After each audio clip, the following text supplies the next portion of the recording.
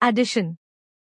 Adding 3-digit numbers and 1-digit numbers without regrouping.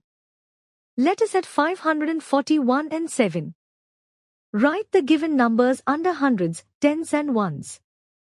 Since 7 is a 1-digit number, we will write it in the ones column and leave the tens and hundreds columns blank. Step 1. Add the ones. 1 plus 7 ones is equal to 8 ones. Write 8 under the ones column. Step 2. Add the tens. There is nothing to add in the tens column, so write 4 in the tens column.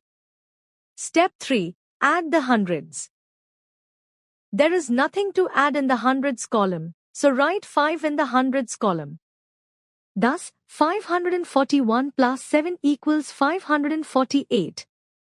Adding 3-digit numbers and 1-digit numbers with regrouping. Let us add 517 and 9. Write the given numbers under hundreds, tens and ones.